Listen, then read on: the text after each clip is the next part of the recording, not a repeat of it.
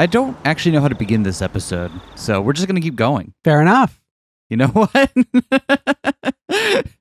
Not every intro has to be a zinger, right? Yeah. Well, I had a restless night's sleep. Me too. Honestly? Honestly, me too. I did nothing but turn over repeatedly during a night that seemed like it lasted for eternity. Even then, I eventually fell asleep at some point, not realizing how high in the sky the sun had risen.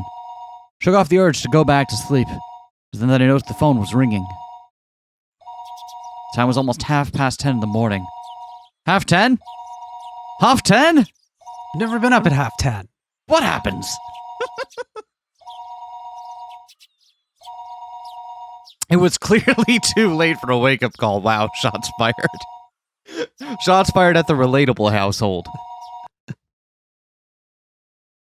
Akasaka-san.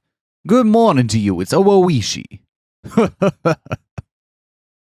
Waking up to the sound of Oishi's voice was a little too much of a shock. My delicate ears were ringing, but thanks to that shock I was suddenly wide awake. Hello, good morning. Good to be you just woke up, huh? Even though you're on assignment, it's still not good to be asleep during regular business hours, now is it? Oh, you're absolutely right. I'll be more careful in the future. I have another tidbit that might wake you up even more. You see, there was something interesting mixed in with the lost and found at the Hinamizawa police box. Lost and found? Well, let's leave the details for when you get here, huh? Think you'll be able to make it before noon? No. I'll be there right away. Oishi already knew what my mission was. Since Oishi said it was something that would wake me up, it's hard to believe it would be irrelevant to me. Oh, wow! Some fine imported coffee. That was really nice.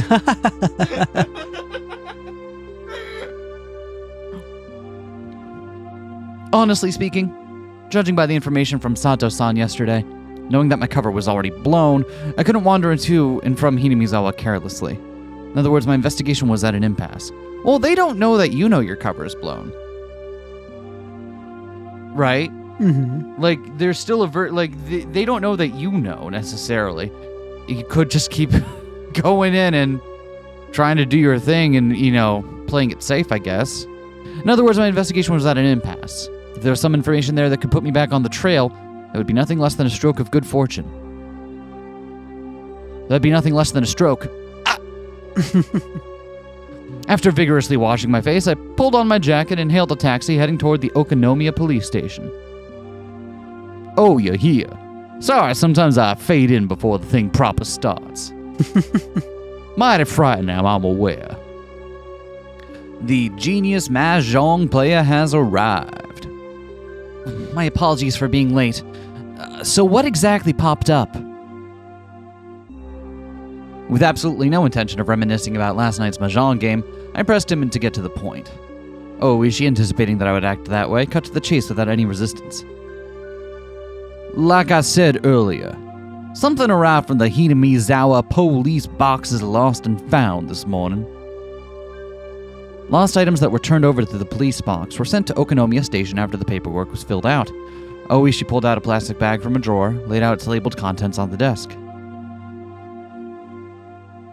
Is that a wallet? Indeed. There weren't no small changes. There was some small change inside, but no bills. We thought maybe a pickpocket threw it away after pulling out the contents. At first, anyway. I didn't understand how this wallet, so far removed from Tokyo, could possibly be related to the kidnapping. If it had drawn Oishi's attention, it would have to be something dramatic, like the wallet belonged to the missing grandchild. That would be absurd. Something that convenient would happen. If that was it, there were only probably initials written on the wallet, like the initials of Toshiki Inukai, the minister's grandson, T.I. Thinking like that at this point, I didn't suppose that this wallet was something that get Oishi so excited. Oishi, after putting on a pair of disposable plastic gloves, handed me a pair of the same. I feel this wallet was such an important thing, so I had my doubts about whether there was any point in putting on gloves. However, I didn't want Oishi's intentions to go to waste, so I put them on as well. Oishi opened up the plastic bag, pulled it out, showing me the back. As I imagined, there were initials engraved there. But it was slightly more detailed than what I had thought, with Toshiki I marked on it. Oishi grinned at me with a look on his face that said, "Hey, see?" We can't confirm that this belongs to the minister's grandson, I informed him calmly. His wallet was irrelevant. It was nothing more than Oishi's overeagerness. First of all, there was absolutely no way in this distant locale that the missing grandson's wallet would be found with such convenient timing. After all, the Onagafuji Guardians wasn't related to the case in the first place. So there was no way this wallet belonged to the grandson. Why I wanted to decide that was the case, even I didn't really know. Even though what should have been a top-secret case was leaked before I had even been dispatched. In this situation, how could I say that this was definitely unrelated?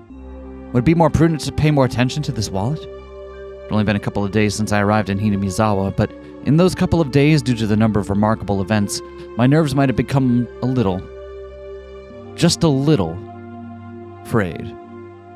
Shaking my head slightly, I cleared it of unnecessary thoughts. Oishi opened the wallet zipper, revealing the contents. Inside was a small change and a number of crumpled receipts. Oishi from that jumble pulled out a folded card. Seeing that, my heart stopped for a moment. It was a card from a dental examination. Famously incredibly reliable.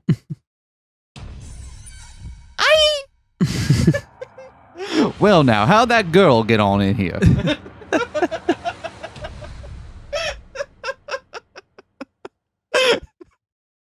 The name Toshiki Inukai and the age, a perfect match. The dentist location was in Tokyo. There was no need to explain any further. How far was it from Tokyo to Hinamizawa? It was far enough that taking the bullet trains and cars would still take several hours. Why would a wallet with a dental examination card from Tokyo inside show up in Hinamizawa? Could it belong to a tourist who came from Tokyo? Or maybe a villager on vacation to Tokyo just happened to pay a visit to the dentist? No, it had to have fallen into somebody's bag by accident. In my mind, I desperately struggled to find a possible excuse as to why this wallet didn't belong to Toshiki Inukai. It was as if it just wouldn't do for this wallet to belong to him. However, weeding out any possibility for error one by one, the haze surrounding the wallet in front of me faded, gradually letting it come into clear focus. You see now? I felt a shiver of electricity run up my spine. My pulse quickened and a thin film of sweat began to coat my entire body. Wait. The kid, his grandson, was captured in Okinomiya. Was he? Wasn't he? Or what? So, or maybe I'm just misreading it because they used the Okinomiya city backgrounds for the scene where he was captured. Yeah, I don't think it said anything about where he was captured. Okay, so maybe that was just me jumping. Okay, because it was using specifically the Okinomiya city backgrounds, and the game has been good about putting stuff in other locales having different backgrounds. So that might have just been okay. Probably shouldn't look that hard into it then. Yeah, so, I would definitely consider the text rather than the pictures on the screen. You're right. Sorry, I must have jumped to a conclusion there, based on what it was showing me. Okay, my bad. From Oishi's point of view, I was probably slack-jawed and spaced out with a slovenly look on my face. Did you get information from the dental office? Well, that's your job, ain't it, Akasaka-san? I ain't go that far. When did this wallet show up? Person who picked it up was a villager. They did so yesterday, it seems. Not that. I mean, when was the wallet dropped? Oh, well, it rained here last week, exactly 7 days ago. Doesn't look like contents are water damaged at all, so longest it would be probably around 6 days or so. Does anybody else at the station have knowledge of the existence of this wallet? The officer who first encountered it at the Hinamizawa police box. I forgot I was doing that with Oishi. It's never the police, it's the police. And also the 2 or 3 people in charge of the lost and found. Other than that, it's just me and you. If it's involved in a classified case, it'd be bad to talk about now, wouldn't it? I don't intend to wag my tongue none at all. May I borrow a phone? Go right ahead. Dial 0 to get an outside line. I dialed the phone number inscribed on the examination card. I could hear my pulse pounding inside my head. It could possibly be something so absurd. The addresses on the receipts and the cards inside the wallet were all from around the area where the grandson lived. The name on the examination card was also a match. The time we deduced the wallet had been left behind also matched up with the timeline of the kidnapping. Of course, it was possible I could just laugh it off as all a big pile of coincidences. It wasn't any strong evidence. Rather than all this circumstantial proof, the content of the phone call I was about to make would have a much greater meaning. Hello, sorry to keep you waiting. This is Nakagawa Dental Office. Nakagawa. Okay, cool. Hello, this is the Okinomiya Police Department. I have a misplaced wallet here. I'm trying to get in contact with the owner. Would you be able to help me? Inside the wallet, there was an examination card from your office. Yes, the name is Toshiki Inukai. If I give you the number of the card, would you be able to look up the phone number? Yes, thank you. If you could. Still holding the receiver, I pulled out a notebook from my breast pocket with my free hand. Opened it up to the page with the grandson's address and phone number recorded on it. Yes, hello. Yes, go ahead. I compared the phone number written in my notebook to the one that was being read out on the other end of the line. During that process, I spun around to look behind me uneasily. Locked eyes with Oishi. Oishi looked puzzled, wondering what the matter was. Why would I feel uneasy and look behind me? That's because the person on the end of the line was reading out the numbers as though doing so straight from my notebook.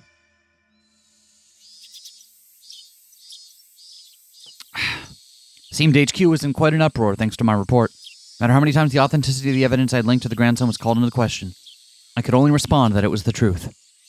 When the lead investigator first picked up the phone, I was grilled about the evidence I'd found that was almost too good to be true. I do say so myself. Yeah, like, I haven't said this aloud yet, but like the whole vibe I get from this is like obviously someone wanted them to find it, right?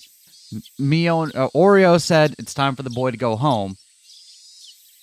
So Mion calls her dad drops the evidence has enough to get the police here, and the police investigators are going to find him in a cabin somewhere on his own with no other evidence as to who left him there or why. Interesting theory. Yeah, because it's just like it's too convenient timing. I agree with him, and it's like entirely too convenient, but to me it signals more that, they're trying to wrap this up. Is there a benefit to doing it that way and drawing the police out here rather than returning him some other way that doesn't put the focus on this small village? That's a great question. I think partly they know it's already a lost cause because they've already sent. They already know that the Metro PD have sent people out here to investigate. While they maybe don't know whether how much of a suspicion he has. Actually, yeah, that's a really good point. Why would they send them out here, especially if they've been taking pains to make sure the kid doesn't know where he is? Yeah.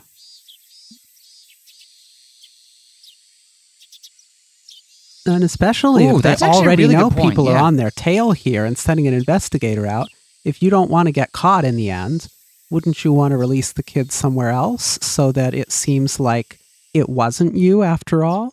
Yeah, that's a really good point. Okay, because they've taken all this time to make sure he doesn't know where he's at or who's got him. And why? Seems puzzling. Yeah, and yet it still seems far too good to be true. Oh, exactly this evidence would show up. Exactly. So it seems that it's definitely been not staged. That's not the word I want for it because it's authentic. But clearly someone left it there with the intention of being provocative, I guess. But why? Especially if it was decided that the boy was already to be released. Why?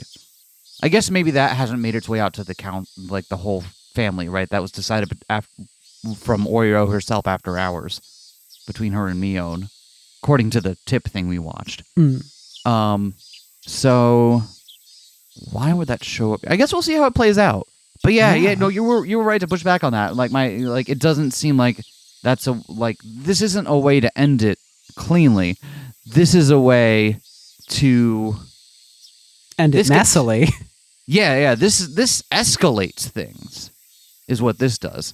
It doesn't de-escalate, which is what the idea behind, returning the kid would be at this point, being we sent our message, it's time to move on. This ensures that things. The police have to respond to this now. Yeah. Anyway, sorry about that. But after having doubt to spell it, he fell into silence. The receiver was finally handed over to the section chief. When I picked it up, the background thrum on the other end of the line disappeared. I knew it had gone completely silent. Asking the same questions about the wallet the lead investigator did, the chief quietly spoke his next words. You got it. We'll dispatch several people's reinforcements. They should be able to make it there by evening.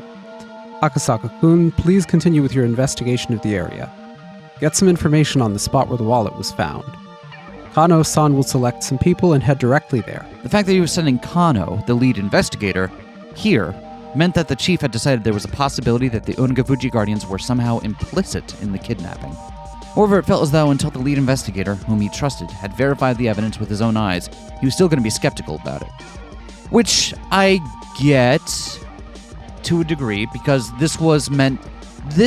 him coming out here in the first place was meant to be an I-dotting, T-crossing thing, right? This was meant to be a long shot thing that they were just crossing it off. Obviously they were prepared for it to possibly be the thing, but it was definitely not what they were expecting. Yep. So even okay, he's sending out people, so clearly he's taking it seriously, but also they're like, okay, we we got to double check this because this is definitely not one of the most expected outcomes. I kind of understand it. Well, how'd it go? Seems that HQ is sending reinforcements. I was ordered to investigate the area. Where was the wallet dropped? Around Takatsudo, apparently. This is Okonomiya. All the way over here, this is Hinamizawa. Then even further upstream, way up around here, is Takatsudo.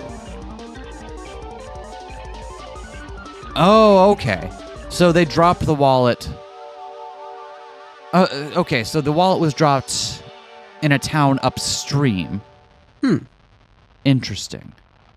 So not directly in Hinamizawa, but again, way too close to their backyard, right? Mm-hmm. We should explain on the wallet. Well, the wallet was found by pointing the locations on the map on the wall. Clearly it's a small enough town that Okonomiya is still their major city. Yeah. Right, and that they're lost. The police still report here.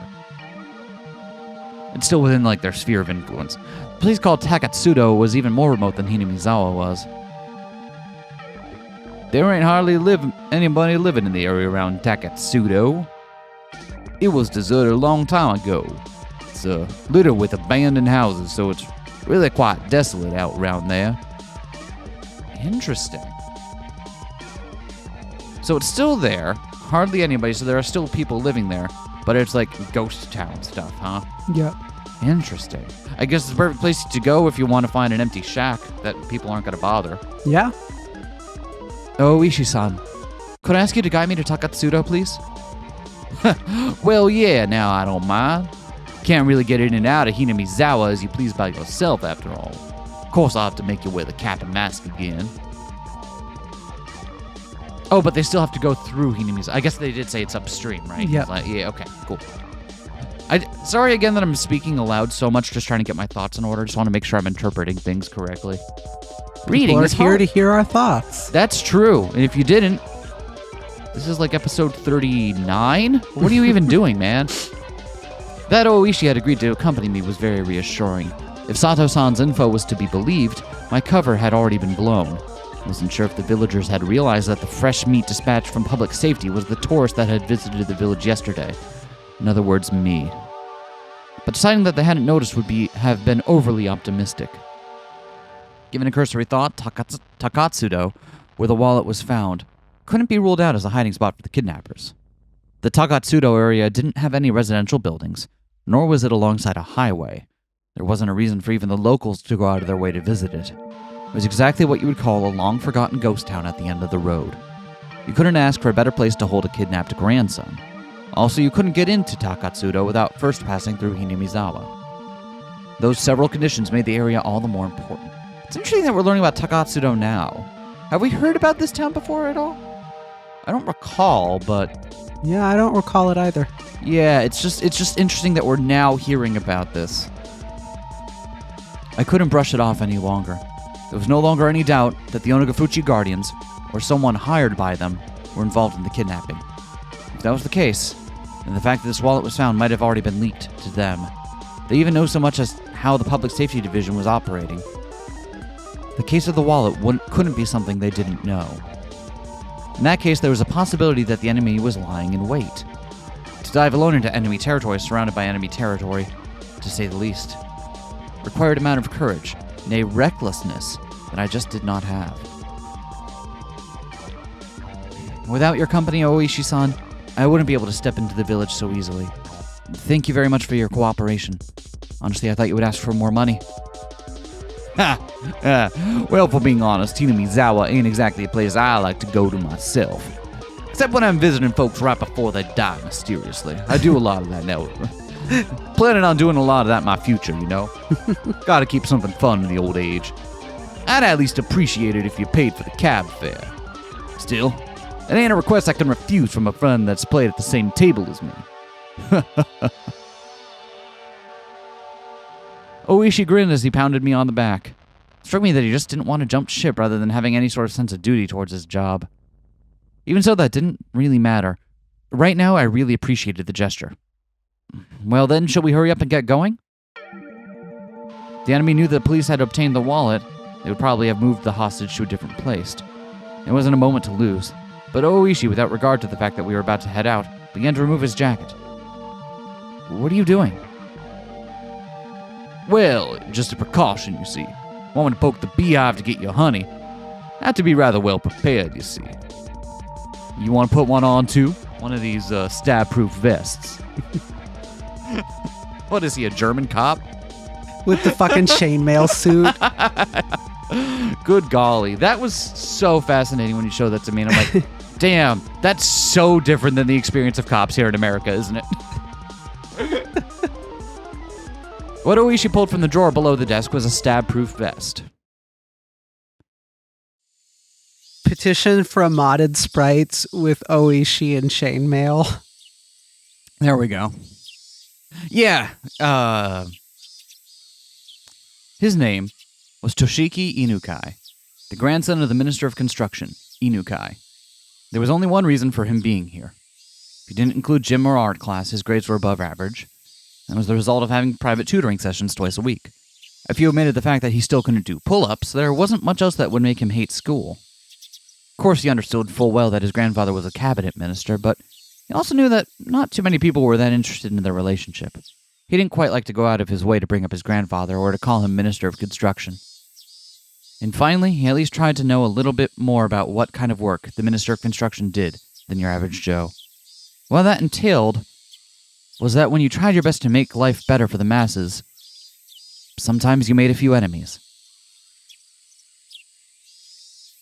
He knew that all too well from the time he'd spent as class representative. His grandfather had many enemies. He knew that he might personally catch some of that fallout, so he had to be twice as cautious. He was taught that by his parents. That's why, the moment he was kidnapped, he instantly knew that this was one of those occasions.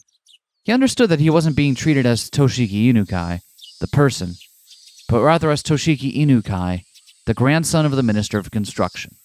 That he wasn't personally at fault, but that this was the result of some unavoidable trouble with his grandfather's work. It made little difference, but when he realized it wasn't because of anything he did, he was able to relax, if only a little. Of course, at first he was struck with the terror befitting his age, wondering what exactly was going to happen to him. But after a while of being tied up and only able to say lying down, he began to ponder a great many things. First, he thought about the reason he was being abducted like this. He understood the answer to that easily. He was taken hostage to coerce his grandfather, the minister. There was no doubt about that. He didn't know exactly what the Minister of Construction did, but it was easy to imagine that there was much to be gained from threatening him. He respected his grandfather more than most. He earnestly believed that his own grandfather was within the top 20 of the most important people of Japan. That was exactly why he wouldn't forgive anybody who tried to threaten his beloved grandfather. More importantly, he wouldn't forgive anybody who would use him as a tool to threaten his grandfather. His grandfather was really busy, after all, and rarely had time to meet with relatives. That's why, with what little time he did manage to scrape together, he just dropped by unannounced. And as an apology for not being able to meet during New Year's or summer vacation, he doted on his grandson very, very much.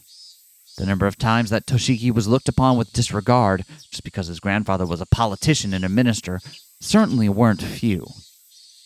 But he never thought, even once, that he wanted his grandfather to quit being a politician.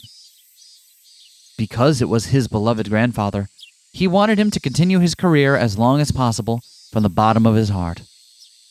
However, Toshiki was now being held hostage, and his grandfather was being threatened. His grandfather, who called him the apple of his eye, was surely suffering. He might do anything to save his grandson. Maybe even putting aside ideology if it was required to save his grandson. He might cave into the culprit's demands if it meant saving his grandson. When Toshiki thought about that, an inexplicable anger welled up from within him. In his current situation, he was unable to forgive the cowards who would make his beloved grandfather suffer by using such dastardly means. That feeling swelled up inside of him, displacing the fear. What he thought of first was something any boy would imagine. Get out of these bonds, beat up the bad guys, then hand them over to the police. Images of all the brave heroes from all the manga he had read passed through the back of his mind. In his imaginary scenario, he slipped his bonds easily, floating like a butterfly to evade his captors, then stinging like a bee to bring them all down. In the end, it was nothing more than his silly little fantasy, but with his vision obstructed and unable to see anything, it was something that he could get into more than any anime at the moment. In actuality, he was enjoying these little scenarios in his head. For the long period of time he was tied up, his captors hadn't really done anything to him that they would feel sorry for. However, eventually he began to grow tired of his fantasies, and more realistic scenarios began to run through his head. It was then that he realized none of them were a solution. Yes, he wanted to do something for his grandfather who was being threatened. That he was being held here to inflict pain on his grandfather was the thing that he could least forgive, and also the most vexing. And then he noticed. There was a much simpler way he could save his grandfather without having to beat up his despicable captors. That was to remove himself as a hostage from the hands of these villains. If he was to disappear from here, his captors would have nothing to threaten his grandfather with. The captors had restrained him, but they didn't treat him roughly, and they made sure he was fed well enough. Meaning at most he was nothing more than the means for their threat. They weren't looking to bully or kill him out of spite. If he behaved, no ill would befall him. Realizing that gave him a strong sense of courage. And carrying his train of thought this far, he let it run its course to its natural conclusion. Right now, at this moment, Toshiki Inukai had decided to escape. His ears had been stuffed with a sponge-like material acting as makeshift earplugs. However, they didn't actually do much to block out any sound, and he could overhear everything his captors were saying. Realizing that this was to his advantage, even when his captors spoke to him, he acted like he couldn't hear them due to the earplugs. Clever kid. His captors, thinking that he couldn't hear their conversation, talked about all sorts of things without any reservations. Thanks to that, he was able to obtain various pieces of information. First off, this wasn't Tokyo. It seemed that this was quite a distance away. On top of that, in the countryside, nestled deep in the mountains. It also seemed that his captors were inconvenienced living out here, so he could deduce that this place was far removed from any sort of town. Finally, whenever they went out to buy food or other supplies, they would always take a car. That fact caused him some dismay, because he knew that the method he learned at school of running around blindly while shouting for help wouldn't work here. He paused his little mental escape scenario there. His ultimate goal was to find somebody who would help him. If somebody who fit that description wasn't close by, his chances of escaping successfully grew slim. A desolate, far-off land deep in the mountains. A place where you couldn't even go shopping without using a car. Shots fired at most cities in America that don't have good public transit. Right? Jesus. In this situation, escaping would be very difficult. He grew depressed, and after a little while he returned to his original scenario. Imagining becoming a hero like in the manga he read and beating down his captors became his respite.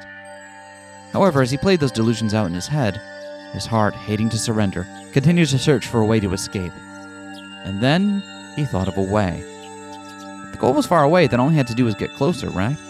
His goal, in a nutshell, was to find somebody who would help him.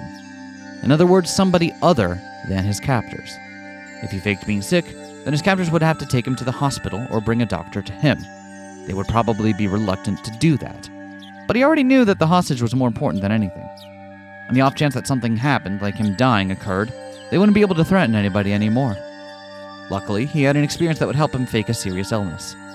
At the end of last year, he was inadvertently involved in a car accident and had to undergo surgery. The scar from that surgery was still clearly visible on his lower torso. He recalled the pain and suffering from that time. The existence of that experience would make a huge impact on the realism of his performance. He was quite confident in his ability to fake an illness. Sounds like someone who's used to faking illness to get out of school every so often.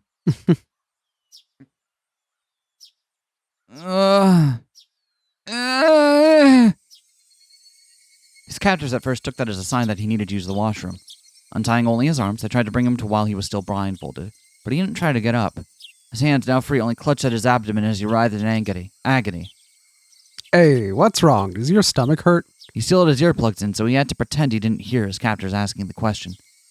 He was about to nod, so he hurriedly had to stop himself. What's the matter? Yeah, the kid's clutching at his stomach. Must be a stomachache or something. Captors looked down on his suffering form for a bit.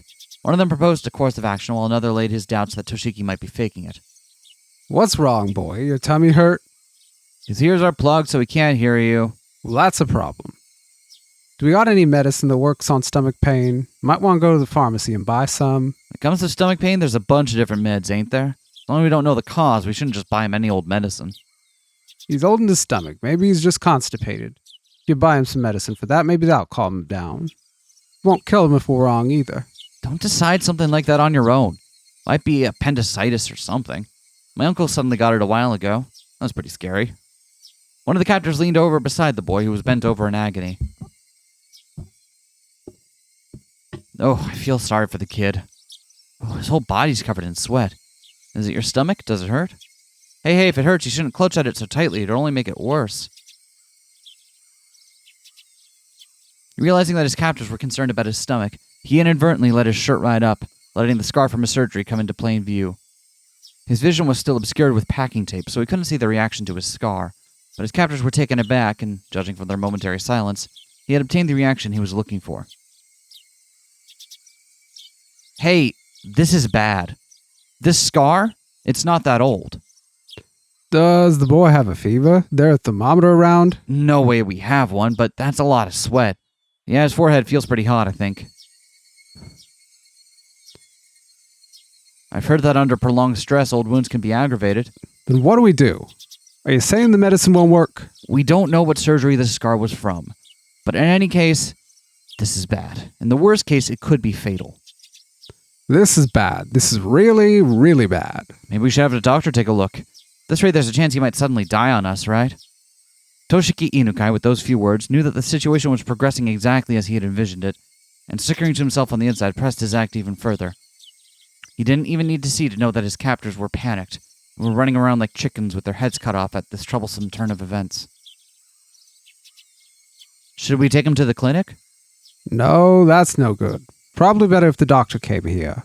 Oh, Dr. Irie, you mean? Is that okay? Will that be all right? It'd be worse if anything happened to the hostage. Nothing we can do. It's an emergency. So that means they're comfortable enough with Irie seeing that they have a hostage. Seemingly, huh? I mean, in the sense that, like, they are more comfortable with the idea of Dr. Irie seeing a hostage than they are bringing this kid to a different hospital. Bringing this kid to the clinic? The clinic. Where else? Yeah. It seems like that'd be Dr. Irie's clinic if they were bringing him to any clinic. Right, so they don't want anyone else to see, just the doc. Hmm. But either way, it implies a certain level of trust in Dr. Irie's discretion. Mob doc Dr. Irie? Mob doc Dr. Irie. One of the captors hurriedly left in the car. Another of the men, completely shaken up at this point, wiped the sweat from his forehead with a handkerchief, because they were bringing a doctor. As long as the doctor wasn't an accomplice, that doctor was his goal. Someone he could seek help from. The captors were probably wary of that happening. They'd be prepared for it. This would all come down to luck. Some of the sweat emerging from his brow was from that nervousness. At that moment, the packing tape that was covering his eyes and ears was torn off. The burning light that he was seeing for the first time in several days hurt his eyes. After that, the gag that made it hard for him to breathe was also removed. You alright, kid? I'm bringing a doctor to you right now. Just hold on for a bit. The doctor was coming. The doctor was coming. Now how is he going to ask for help, and how is he going to get away from his captors? A plethora of thoughts began to swirling through his mind. I think you know this already, but don't say anything unnecessary to the doctor. We don't want to hurt you or anything like that. You understand that, right? Toshiki Inukai nodded while feigning pain and obedience. His expectations and the enemy's expectations.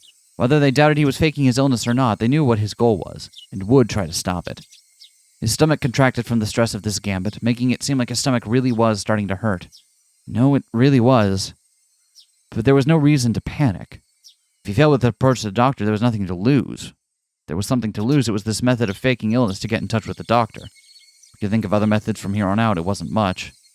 But at the present, this was the easiest and most dramatic way he could think of. The more he thought about it, the more it looked like this was the first and last gambit.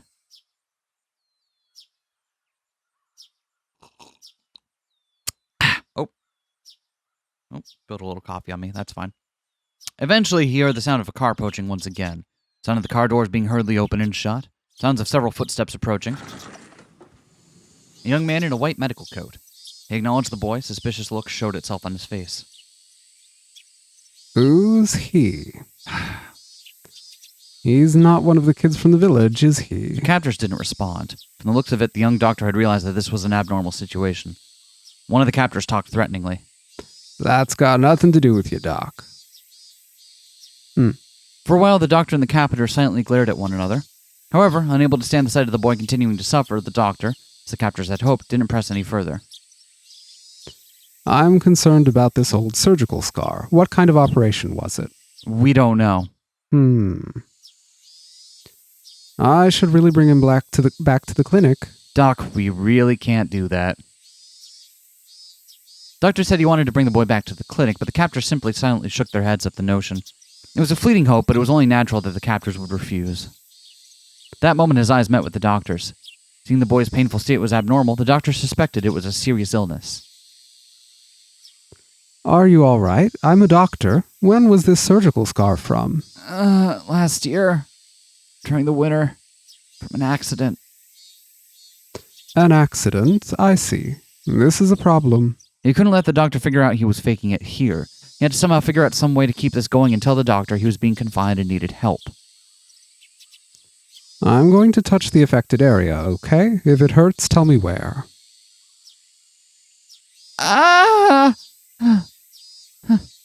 Seeing that it was extremely painful, the doctor crossed his arms and began to ponder. He had to somehow get himself to a hospital. To Toshiki Inukai, faking this illness was the performance of a lifetime. That's where the chapter ends? Was his skin silky smooth, Doc? That's where it ends?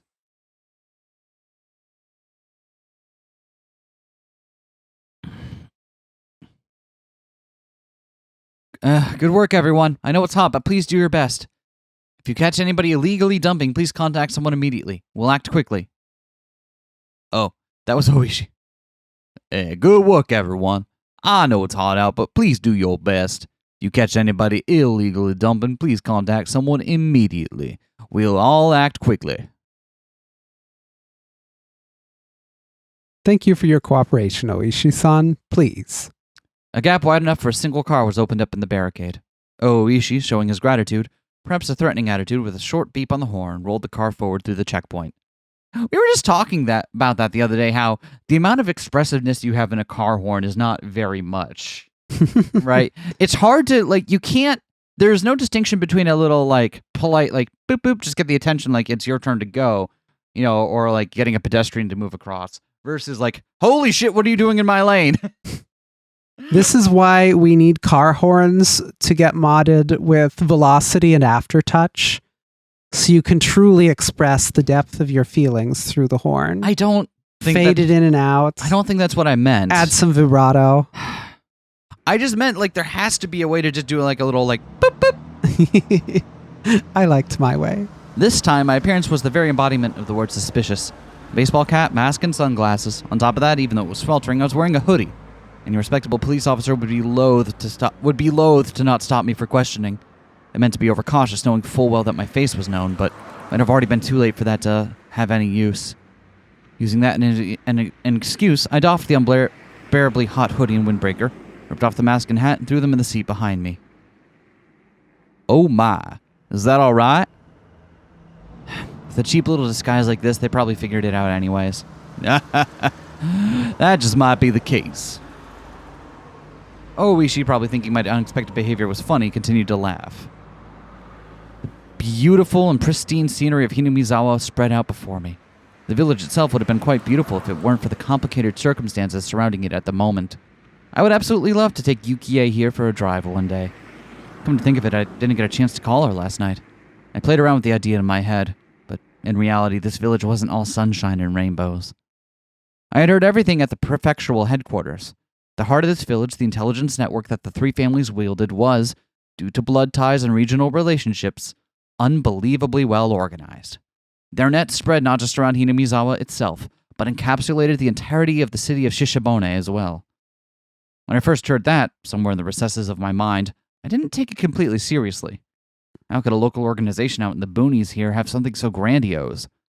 I couldn't deny that somewhere in the back of my mind I had ridiculed the thought. But not only were they really threatening the minister, but they had demonstrated they had a complete grasp on our movements, which were supposed to be top secret. They were almost like the secret police that controlled a small Eastern European country like in some spy novel. The villagers here wouldn't bat an eye at getting their hands dirty if it meant fighting the damn project. I also heard something like that at the prefectural headquarters. Now that you mention it, when I first arrived here, Oishi also said that this place was a war zone, didn't he? The residents of the village were at the same time freedom fighters. Although by definition they were no different than guerrillas or a militia. They weren't protected by the Geneva Convention, but they also didn't have to adhere to those rules either. This place was more of a quagmire than any legitimate battlefield. A secret war was unfolding. Someone should name a comic book series after that. I could drive along because Oishi was with me, but if I was to leave this car for even something as trivial as looking for a vending machine, there was a chance I wouldn't return. He's really got Keiichi's penchant for catastrophizing, doesn't he? Yeah, it's sure funny how that keeps happening. Yeah, it's really like at some point this stopped being sensible precautions and became, what is the worst possible scenario I can think of? It's going to be that. To be fair, it is kind of his job to be paranoid about these things as a federal officer of a law enforcement agency, so... That's true, but it's not just it's his job to consider these, but also to then take that information and still act rationally. Right? To not ignore the possibility of danger, but to also, assess what it really means. You're right, he's not like Keiichi in that he's actually considering what other people might do. Even though a single shot hadn't been fired, this was a battlefield. No, the reason why bullets weren't flying was simply because it was hard for a civilian to obtain a gun in Japan. In Japan! So they probably just equipped with weapons other than guns that were easier to obtain. That was why Oishi was wearing that stab-proof vest, wasn't it? Akasaka-san, are you nervous or something? The fact that I was apprehensive was, of course, picked up on by Oishi. If he had already figured it out, there was no point in trying to deny or hide it. Of course I am. We're headed into the heart of enemy territory alone, aren't we? I'm worried about if something unlikely happens with just the two of us. Something unlikely, huh? It'll be all right. Isn't everybody in this village our enemy? If everybody gets their story straight, they could murder someone in broad daylight and there wouldn't be a shred of evidence. I'm asking about something like that. This was the ironclad rule of not barging into a Yakuza office alone was about. If there wasn't a neutral party involved, that area wasn't bound by the laws of common sense. If something happened, you wouldn't be able to prove it, and there wasn't anybody who would take your side. It was pretty much the definition of poking the bear. I left word that we are headed towards the Hinamizawa area. And in worst case, we also got a radio. I know you're scared, Akasaka-san, but it ain't that easy to pull off the perfect crime. Well, of course that don't mean we can't let our guard down neither. Akasaka-san, you are too worked up over this. You were more relaxed last time we came up here together, weren't you? Laughing it off, Oishi thumped his chest and grinned as if to say I could depend on him. Well, if it gets really iffy, this comes with having the badge and all. Oishi made a motion by sticking out his index finger. It was undoubtedly the image of a gun. Will it be of any use? Well, if you ain't afraid of dealing with the aftermath after you shoot, it's actually pretty reassuring. Jesus fuck. Just your casual reminder that the way America's relationship with guns is not, by any stretch of the imagination, normal. An officer's gun was only for show. If you really wanted to fire it, there were quite a number of stipulations, and you had to be prepared for the long probationary period afterwards. That definitely wasn't worth it. So even if an officer did unholster his gun, there wasn't one who actually wanted to pull the trigger. Imagine that. Akasaka-san, are you carrying one? One of these, I mean. Well, yeah. You have fired it. I have. For training, though. Well, I guess that would be true. Well, then, have you, Oishi-san? Me? Nah, there ain't no way. What was this? I thought he was laughing at me because he had experience. The two of us laughed together. I've also never...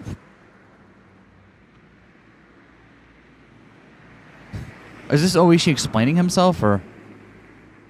I don't think so. I've also never pointed the barrel at anyone.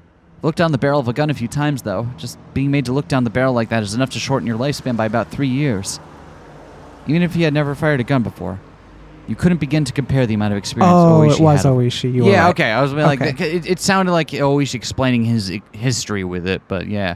So Oishi is sensibly has very restrained and limited history with firearms, but more so than Akasaka. At a time like this, I could only marvel again at how reliable Oishi seemed. Come to think of it, I ain't want to come this way in the middle of the day. There ain't no way for a car to get through other than here. Akasaka-san, just in case, put on the mask again to hide your face, please. What's the matter? Can't you hear? Can you not hear it because the air conditioning too loud? I'll turn it off. Try opening the window. When I opened the window, a blast of hot air blew inside. And then I could hear angry yelling coming from far away. Oh, so they got to drive by the dam.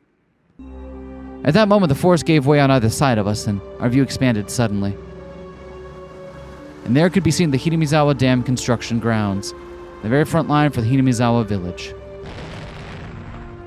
We're absolutely opposed to the construction of the Hinamizawa Dam. The crackling blare of someone's voice sounded over an enormous loudspeaker. The roar of angry voices continued to rumble. The incredible volume had become a veritable sound cannon, spewing out its ammunition. The prefabricated site office was surrounded by 2 sets of high fences laced with barbed wire. Lined up in front of those fences were riot police in their vehicles, and surrounding it all were the villagers. They howled out their protests against the dam as a single entity. Oh, well, there ain't too many of them today. We're in luck. That's not too many? Yeah, when there's a lot of them, the crowd reaches as far as the road. We wouldn't even be able to inch forward in a car. At first, due to their overwhelming intensity, it looked like there was more people than there actually was, but upon closer inspection, there were almost 50 to 70, at most 50 to 70 of them. 6 or 7 propaganda trucks lined up that looked like they belonged to a band of thugs were strange enough sight. Propaganda trucks, huh? Yeah, they were described earlier. Yeah, I know they were. I was just thinking about propaganda trucks big enough to isekai a young Maibara. The villagers were also wearing helmets and bandanas, as well as covering their faces with masks, adding to the oddity of it all. Interesting. I mean, it's good practice when you're at a protest, but it's just interesting that it seems like it's known that the entire town are there, so what does it matter if one villager versus another? But you can't exactly start a court case to put an entire town in jail when one person commits a crime. True. And again, it's good practice for protests. The propaganda trucks, after braying their chorus, had their volume turned up even higher and began to flood the area with sutras. To say that the noise was downright violent wouldn't be an understatement. From this distance, it was still this loud. The glass in the office was probably rattling from the noise. They can't do nothing there but take it. Those riot squad guys, every one of them is wearing earplugs, but they're still having their hearing damaged. Poor sobs. Can't you do something about it with noise ordinance laws? Well, our prefecture ain't got any laws regarding noise ordinance. Also, those are sutras, right? They can't regulate religious activities. Those guys are pretty smart. Ooh, that is clever. That is clever. And if they need someone to certify that it was indeed a religious activity, they got the town priest on their side. They could just bring him on down. Exactly. Do a few prayers at them. That's what Oishi said. Actually, no matter how tightly the window was shut, the booming sound of the sutra still filled the car. Couldn't even hear what Oishi, who was sitting right next to me, was saying. As the car approached the line of propaganda trucks, the blare became difficult to bear. It wasn't enough to just plug my ears with my fingers. I had to hold my head to keep my skull from splitting apart. If I'd seen this terrifying energy sooner, I would have probably understood what Hinamizawa village was much quicker. Now I knew. They wouldn't blink an eye at sacrificing themselves in order to protect their hometown. So goddamn noisy. Shut up, shut up, shut up! My head throbbed and felt like it was going to split apart. My eardrums crackled, and on top of it all, I felt like I was going to throw up. The road crowded into the throng of squatters, the propaganda trucks, the riot police's vehicles. It was in no easy way to get by. Even if you tried to shoo the squatters with the car horn, they were also wearing earplugs, oblivious to noises from the outside world, and wouldn't easily move. The car could only inch forward at a snail's pace. Even then, the car eventually got through, starting to leave the tumultuous noise behind. Hey, the old guy that was playing mahjong with us last night, remember him? I remember that there was an older person who didn't exactly mince words, the guy that Oishi called old man. There was someone like that. You see, he's the foreman of this here construction site. Probably holed up in that prefab building trying to work while irritated out of his mind. Poor fella. He wouldn't be able to stand it if it's like that every day. Yeah, there ain't no end to the number of people who can't handle it and quit. But every time that happens, their wages go up, so I won't say it's in vain. Even having to deal with all that noise and hostility, they still made a wage that Oishi found enviable. Damn it, these guys, can they hear or can't they? A group of squatters were in the way of the car. Oishi, sufficiently annoyed, laid into the horn, but there was no indication that they were moving anytime soon. In this din, could they not even hear a car horn? Or did they hear it and were being malicious? If there were any riot police nearby, they would have made people move, but it just so happened there weren't any around here. Ah, geez, Will. Just wait a minute, will ya? Oishi opened up the door. The hot air and even more heated roar of the crowd spilled into the car. Oishi said something as he grinned widely, but I couldn't hear what it was.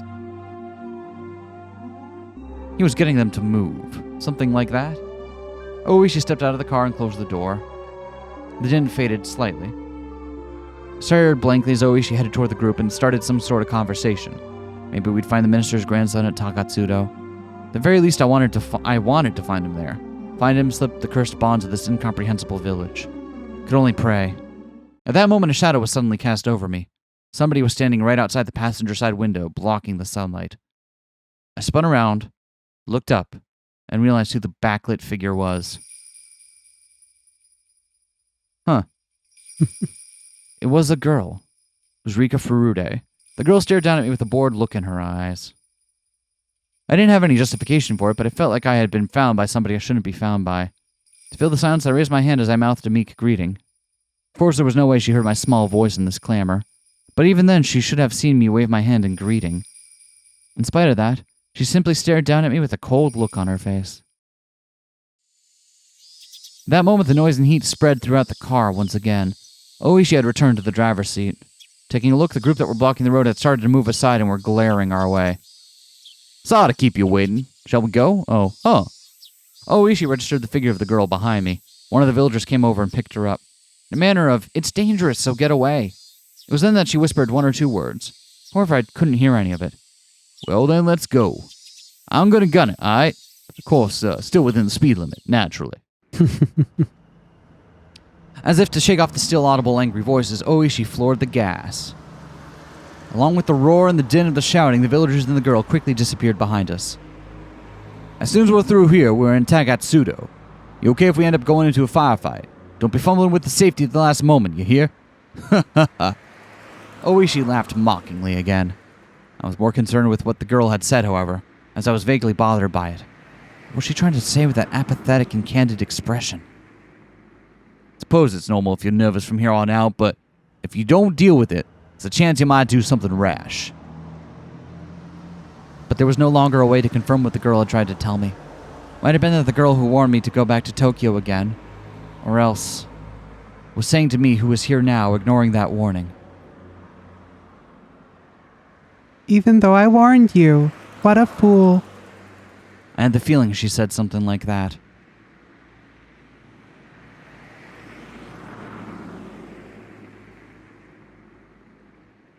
Well, like, we know he lives, so it's not about him dying, because he's recounting this story in the future. Mm-hmm. No. If you were to call Hinamizawa a rather lonely village, then Takatsudo was outright desolate. For your everyday city boy like me, I just couldn't understand why anybody would force themselves to live out here.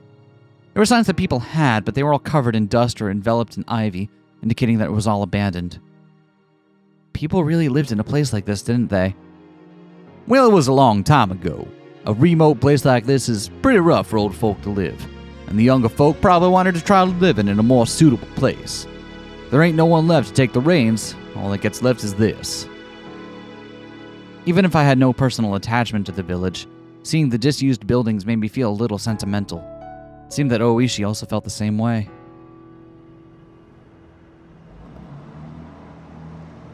Was the wallet found over here? The person who found it must have a good reason to come out to this desolate place. Yeah, some villagers who have a field out in the mountains here. Pass by here in the morning and evenings. Oh, so like Takatsudo is en route to where they're farming.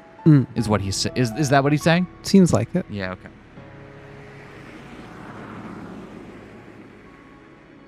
Villagers who work in the fields walk by here every day?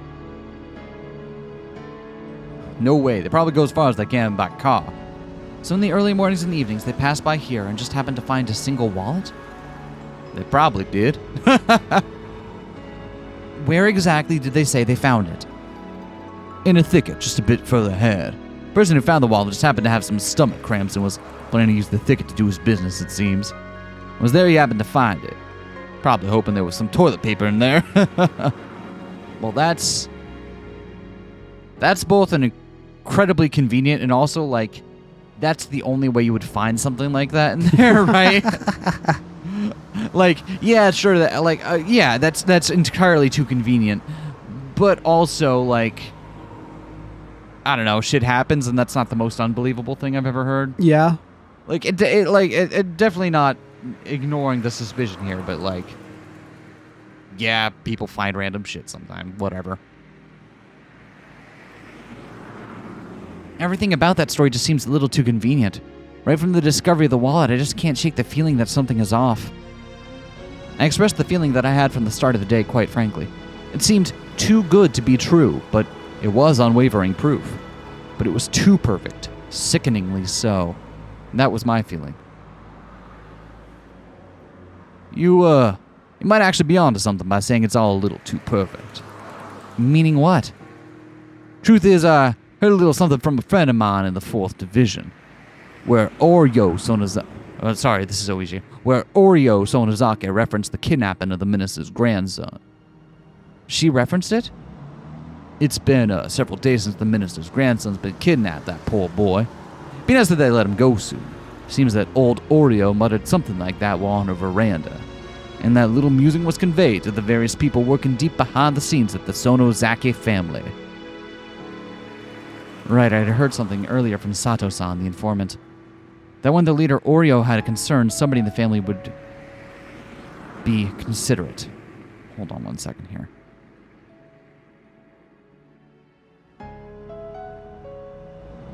Heard something from a friend of mine in the 4th Division.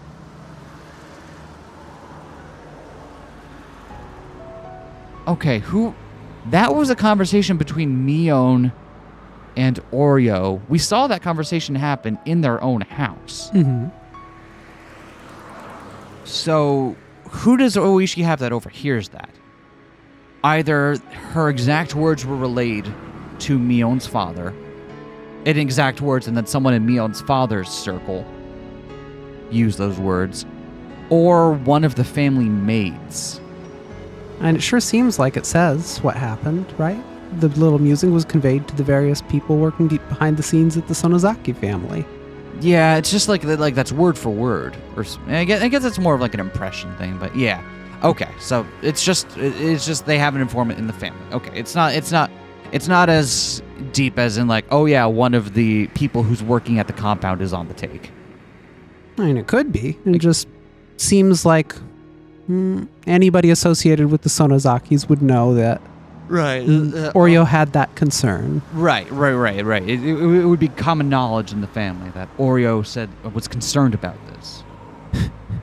Painfully common knowledge in the Sonozaki world. High five me. Ow.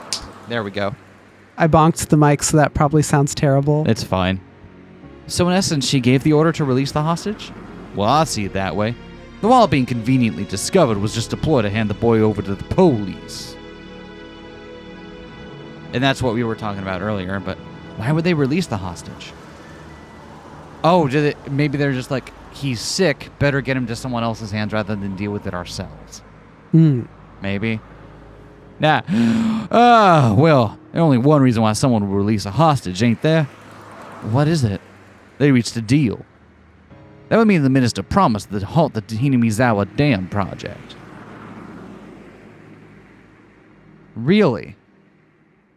So that would mean even when Oryo was conveying that order to Mion, that she was speaking in not vagaries, but like even then she was speaking kind of aside the point. She didn't mean to say like, oh, this is terrible. She meant to say, like, literally, I've got confirmation. It's okay to let him go now.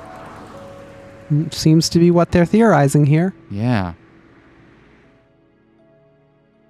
The dam project will definitely go away. Oh, that was Rika, but... At that moment, those words that the girl had said resurfaced in the back of my mind. In the end, it was just turning out exactly as she had proclaimed. The young girl knew the circumstances. She knew everything about this kidnapping incident from the beginning to the end.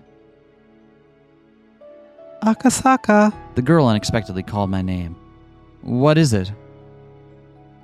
Go back to Tokyo. Huh? Before long, you will woefully regret coming to this village. That would be an incredibly pathetic thing to see, so I thought I'd warn you right now. Why would I come to regret it? Stop whining. When you tried crossing the road when the Don't Walk sign was up, did your parents finish explaining why it was dangerous before pulling you back to the sidewalk? They'd pull you back right away, wouldn't they? They'd pull you back before explaining why it was dangerous, wouldn't they? In other words, it's something like that. The girl, who knew everything from start to finish, had warned me in the beginning. Go back to Tokyo. Akasaka is such a coward. We'll probably find the boy, but what happens afterwards will probably be a bit of a problem. How it'll be a problem, though, is something a single officer like me can't figure out. Do you know a girl named Rika Furude? What I had said was such a non sequitur that Oishi sat in stunned silence for a while. Well, now, of course I know her. She's the only daughter of the Furude family, one of the three families. What kind of girl is she? Well. This was an unexpected name to hear. Kind of a bit surprised. Does public safety think that the Furude family smells fishy? Wants to keep an eye on them? Share some of that information with me if you would.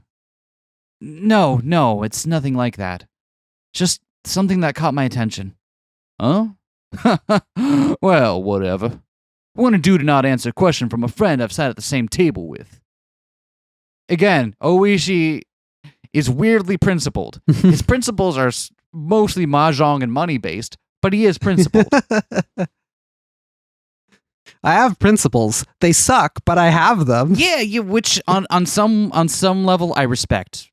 I respect that more. I'm honored that you call me a friend. So that little lady there is, somewhat of a village mascot. She's beloved by everybody in the village. Some of the older folk worship her especially. Worship? Well, I ain't know much about it, you see. Girls born in the Furude family have somewhat of a sacred implication, it seems. One of the local beliefs here in Hinamizawa. The living incarnation of Oyashiro-sama or something like it. Or, so the story goes, apparently. Oyashiro-sama? Now that you mention it, I think I saw Oyashiro-sama written on some of the Alliance's banners. What is Oyashiro-sama exactly?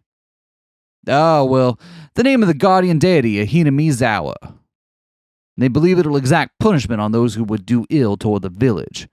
Well, there was such a convenient god around, the guys at the dam would have long since been done in by divine justice. Luckily, nothing like that ain't happened to anyone just yet. The grandson of the minister who trifled with the village, as a result of Oyashiro-sanger's anger, was... this is Oyashiro. The grandson of the minister who trifled with the village, as a result of Oyashiro-sama's anger, was, what do they call it again? Oh, that's right. Onikakushi. The minister's grandson was demoned away. That'd probably be how the script is being written.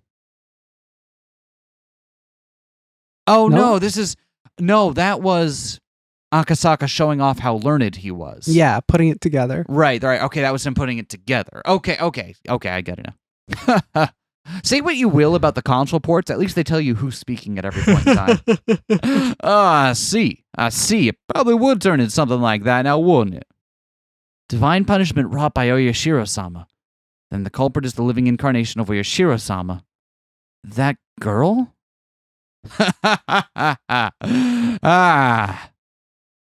Even I didn't know exactly what I was saying. The fact that Oishi laughed it off was a bit of a relief.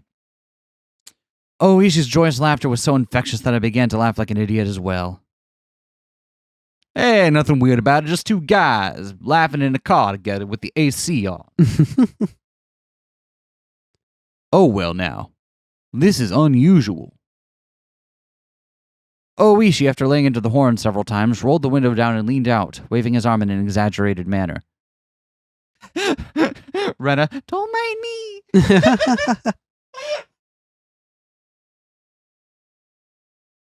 It was a car headed the opposite way. Until now, we hadn't run into any other cars except our own, and of all places, it was at this desolate location, seeing that Oishi knew the owner of the car. The other car also chirped its horn and came to a stop. Dr. Irie, good afternoon, dear. The other car's window rolled down slowly, revealing a young man in a white overcoat. He was about my age, or perhaps a bit older, but you really can't judge somebody by their appearance. Why, if it isn't Oishi-san, good afternoon. Fancy meeting you here. That's my line, Doctor. I ain't never thought I'd see you here, all places. What happened? Oh, nothing. Just a little house call. Oh, really? Was it an emergency of some kind? No, nothing quite that serious, thankfully.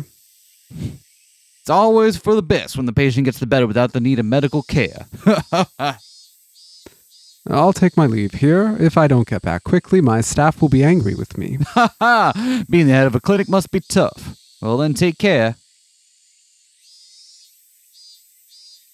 The young doctor named Irie, after gesturing his farewell, drove forwards and soon disappeared around a corner. Interesting.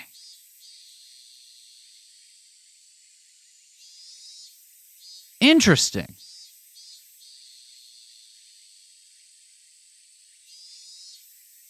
So that means, judging by what we saw on that scene between Inukai and his captors, they didn't seem to be aware that things were winding down yet. Mm-hmm. They were just going about business as usual, being like, because if it was just like, oh, we're going to get rid of him soon, he can make it through, right? That'd be one thing. Yep. But they seemed like they were still in it for the long haul. I don't think they know yet that things are meant to be winding down. And yet someone also placed the wallet there. It also doesn't seem that Irie wanted to clue in the police on what's up. Irie didn't snitch. That's right. He didn't tell the police. I mean, we also know he doesn't like cops. Yeah.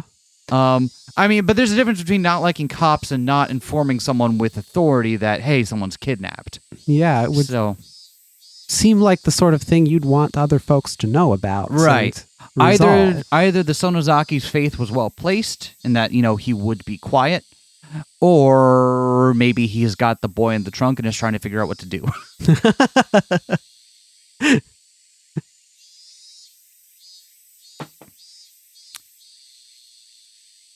Oishi also drove forwards, but soon came to a stop again. He pulled out a worn map book from the dash. His expression didn't have an ounce of irreverence. He was perfectly serious. What is it? The clinic shouldn't be making any house calls today. It must have been quite an emergency, or otherwise a patient with some extenuating circumstances. Oishi flipped through the pages, opening up to the map of Takatsudo. After that, he took around and started to figure out where our current location was.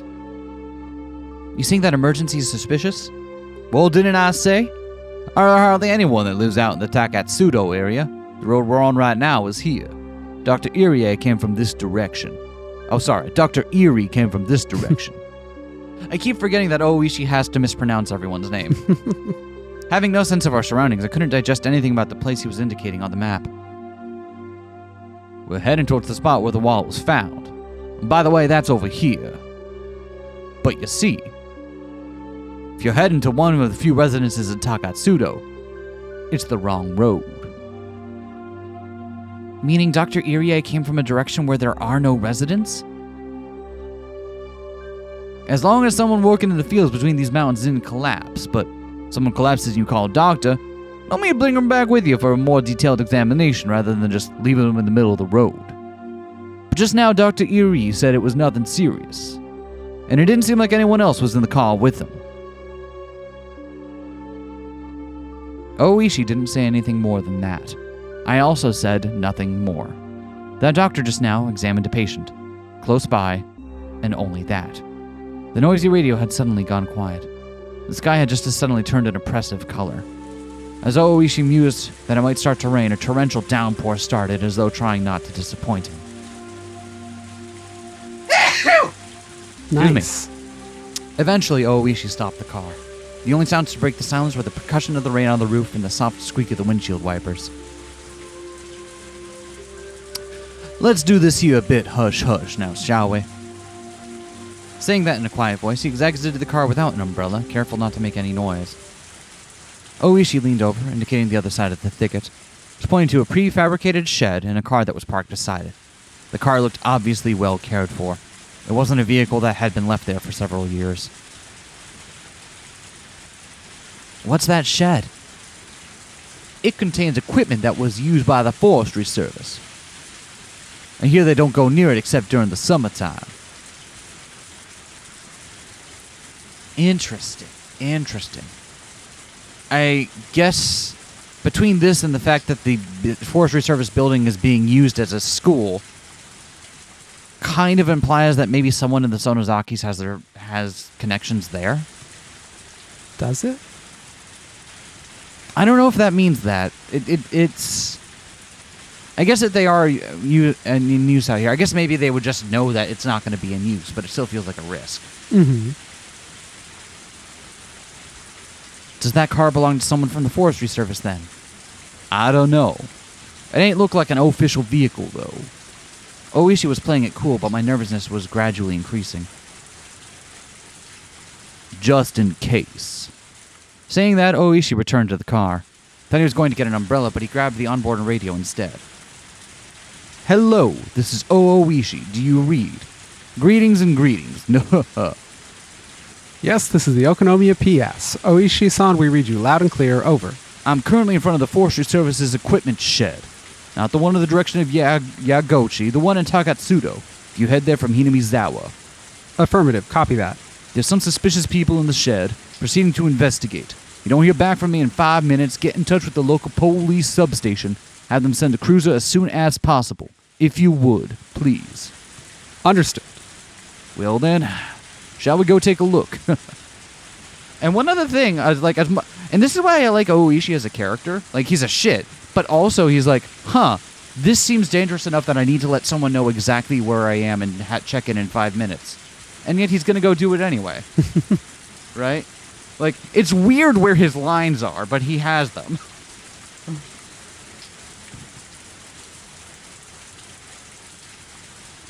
Since he was first confined here, he had heard the sound of a car multiple times, so he just thought the far-off sound was more of the same.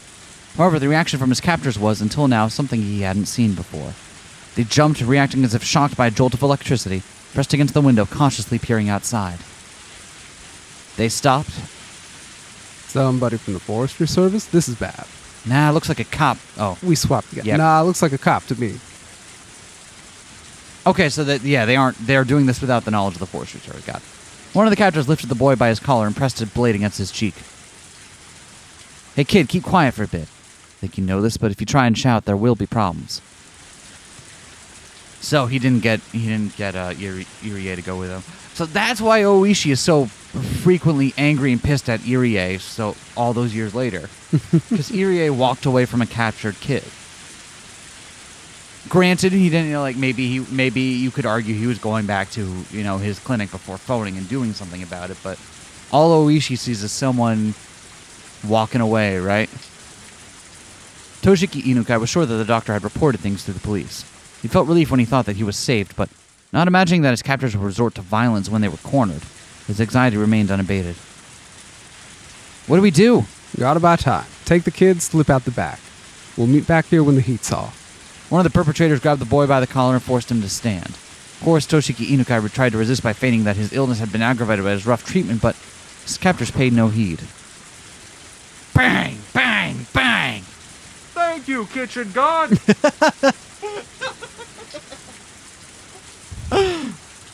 The door was violently banged upon. Excuse me. Hello in there. Bang! Bang! Bang! Bang! And the lime scale's gone! The door was banged on again. Toshiki Inukai hesitated for a moment to respond to that voice by yelling. However, while he was being indecisive, his mouth was covered, taking that option away from him. The leader of the captors waved at the other to go. The younger perpetrator nodded in response, and while keeping the boy's mouth covered, started heading toward the back door. Yellow, do you need something? Well now, how do you do? This is the police. Would you mind opening the door for us? This sudden rain has us in a bit of trouble, you see. I'll just open. The moment the lock was undone, Oishi forced the door open. With a gleam of menace in his eyes, he pushed the man aside as he stepped into the room. Then in the small and empty room, he was able to quickly discern the boy he was looking for was nowhere to be seen. Well, I heard this here was an equipment shed for the forestry service, but there ain't nothing here at all. There was nothing inside the room that would indicate this was an equipment shed. There was only a mountain of blankets indicating that someone was sleeping here, alongside empty food packets strewn about. It's been empty for some time now. Never seen no equipment stored around here. But this is the forestry service building, ain't it? You from the forestry service? How about you? Police? Two of them glared at each other suspiciously. Both Oishi and the man steadfastly refused to reveal their identity before the other did. The man, judging from the sharp look in Oishi's eyes, realized that it would be hard to talk his way out of this one. No matter what he said, the most time he could buy would probably be a few dozen seconds. Only the sound of rain filled this tense moment. Just then they heard the sound of a struggle from far off. Oishi had a hunch. There's no doubt that Akasaka, who was circling around the back, had run into the perpetrators who were trying to slip away. I was going to be like, okay, yeah. You've got two folks. As Oishi thought that, the man in front of him reacted a moment faster. The man swung with an attack that was more intended to obscure Oishi's vision rather than actually hit him in the face. Seizing his opportunity, the man aimed a kick at Oishi's groin without any hesitation. But he missed his mark and was unable to land that critical blow. The man trying to pin Oishi grabbed him by the base of his neck with both hands and fiercely tried to push him down. But as Oishi fell backwards as if kicking the man upward, he dug his foot into the man's midsection. That leg acting as a fulcrum, the man was flung by the falling Oishi as if by a circle throw. The two of them squared off in the pouring rain. Well now, ain't this interesting? You wanna go, punk? Ha ha ha! Oishi, as if trying to cheer himself on, grinned smugly. Then he stood up while brushing the mud off himself. Even though he countered the assault, Oishi was getting up rather awkwardly compared to the man who he threw, who swiftly sprang to his feet. Oishi-san, hurry! Akasaka's voice rang out from the distance. Judging from the distress in his voice, he was already engaged in a fight and wanted Oishi to reconvene with him. But Oishi's hands were full as well. Akasaka-san, sorry, but can you wait for just a moment? The man raised both fists into a stance that hinted at him being acquainted with karate or some other form of martial art. Of course, Oishi, as an officer of the law, was decently versed in judo. He also had the moxie to have been through his fair share of fights before. Despite, Because of that, he could tell that the man in front of him was quite a bit better at fighting than he was. Damn it. Thinking that this was going to be easy just because the order came from the Sotozaki family to release the hostage had been a big mistake. You're pretty good. Been a while since I got this worked up. Oishi played off the situation like it was no sweat. His opponent, seeing his attitude, took that to mean that Oishi wasn't going to go down easily. The man wildly charged forward, attempting to grab him. The man managed a successful clinch from his low stance. Oishi would be tackled to the ground and end up being mounted. Something you saw often when children fought, but it was a really bad position, since you couldn't do much once you were in it. Oishi, responding to that move, also lowered his stance to collide with the man head-on. The moment they clashed, Oishi grabbed the man's lapel. As he yanked the lapel upwards, he smashed into the man's solar plexus with the elbow of the same arm. It was a move from Oishi's own personal brand of brawling judo. He then grabbed on with his free hand and attempted to throw his opponent with both hands. The man lowered his center of gravity and swung his arms in a large arc, entwining them with Oishi's. Not only that, but he had forced both of Oishi's elbows to the outside, and Oishi, now in an awkward position, was in danger of exposing his back with his hand still clutching the man's chest. This guy here, he practiced Aikido or grappling, don't he? Oishi, cursing the fact that his fingers were twisted into the man's shirt and couldn't get away, released his grip, but he was still in the awkward position of being bent over. And to top it off, at zero range, the man was able to read Oishi's movements completely as he tried to squirm his way into a better position. And then, the palms of his hands, and swiftly clapped them over both of Oishi's ears. Clapping the ears in any other martial art except for self-defense was basically forbidden. Karate and judo didn't recognize it as a legal technique. It was that much of a simple and dangerous attack. Oishi raised both his hands as he tried to reflexively clutch at his own ears, but before that could happen, the man wrapped his arms around Oishi's neck. His thick biceps clenched firmly around the base of Oishi's neck like a vise. Oishi instinctively thought he was going to be killed. After all, it wasn't hard to believe that a man like this, who was accustomed to fighting, could crush his opponent's neck from this position. But his opponent didn't do that. He had chosen to keep his hold and force Oishi to lose consciousness. That's why Oishi at that moment, even though his face was twitching, was grinning widely. Even though his opponent had a chance to kill him, he didn't choose to. He was thinking, this guy has no intention of killing me. However, even though that might be the case, the man's hold on his neck was by no means gentle. In no time at all, Oishi's consciousness began to fade. Having the experience of being taken down countless times in judo and during his student days, Oishi was utterly resigned to that fact that it was over.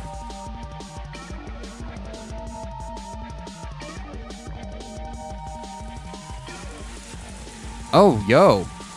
That's a shed. Yeah. Akasaka was finally recovering from the intense pain of being kicked in a particularly sensitive area. He had bumped into the captor carrying the boy by the back entrance. He had seen Toshiki Inukai's picture plenty of times, but wasn't able to immediately ascertain if the boy in front of him was the real deal, with his mouth covered in packing tape. Also with his limited experience, it wasn't hard for him to panic over how to deal with the situation. Of course, the perpetrator didn't overlook this momentary lapse. His kick landed squarely in a critical spot, with Akasaka not even having time to call for help. As the man flung the boy over his shoulder, he headed toward the front of the shed, but upon hearing Oishi's bellowing voice, he gave up on going that direction. He then dashed off toward the forest, as if the weight of the boy slung over his shoulder wasn't even there. Akasaka was lost for a moment. Meeting up with Oishi, who was fighting with the enemy, was by far the safer option, but he couldn't just lose sight of the fleeing man. Akasaka stood up and chased after the captor's back. He ran through a short thicket, branches and fallen leaves crunching underfoot. The tips of branches raked and clawed at him, small scratches inscribing themselves on his body one after another. He kept on stepping into puddles and mud, and his shoes were soon filled with murky water. For Akasaka, traveling through this unexplored forest was, even though this was an emergency situation, extremely unpleasant. "Stop! This is the police!" He said that he regretted it immediately, as it was but a waste of breath. There wasn't a thief in the world that would politely stop when told to by the police. To a city boy like Akasaka, running through the forest was an arduous task. However, it must have been no easy task either for the man carrying the minister's grandson. He neither gained nor lost ground in his pursuit. Akasaka, upon realizing that, gained back a bit of composure. Just keep on chasing him, running in the same conditions. In fact, the man running with an awkward stride was at a far more of a disadvantage. They couldn't run forever. Eventually, he'd definitely trip and fall. As long as he was being hounded, he would definitely stumble. And soon his wish was fulfilled. Whoa! I thought you were gonna... What? Fine, I got you. But I was... Okay, I can. I was the other guy, though. Oh, yeah, you were the other guy, weren't you? The man I can be this guy, too. No, it's fine. The man who stepped in something and lost his balance was no longer able to bear the weight of the boy, dropping him. Thanks, Sadako. Akasaka, in all honesty, didn't care about the perpetrator at all, just as long as he could ensure the safety of Toshiki Inukai. So if the perpetrator ran off by himself, it was perfectly acceptable. But it seemed that Toshiki Inukai was more important to the man as well, and he didn't choose to run away empty-handed. Akasaka didn't know what to do in this kind of situation. His first priority should probably be to ensure the safety of the boy, subduing his captor being less important. Grappling with the perpetrator wasn't something he planned on, but most likely was either do or die. Akasaka's moment of indecision proved to be fatal. The man aiming right between, or rather for both of Akasaka's eyes, struck out with a jab. Not wanting that, Akasaka raised both his hands to shield his face, and at that moment the man kicked at his unguarded midsection. The pain almost felt like his vital organs were being squeezed out of his body, but he latched onto his opponent's leg. His opponent didn't hesitate one bit. Leading with his seized foot, the man jumped at Akasaka, applying pressure and pushing him down. Akasaka was unable to withstand that and fell, but under no circumstances was he letting that leg go. The two men fell together in a tangled heap. The man was desperate to pull his leg free from Akasaka, but having fallen in an awkward position, was unable to.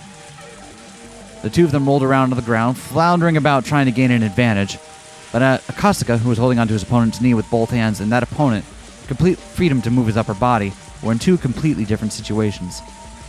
The man gained a positional advantage on Akasaka, who was still latched onto his leg and couldn't move away, and pounded full force on his head with both his fists.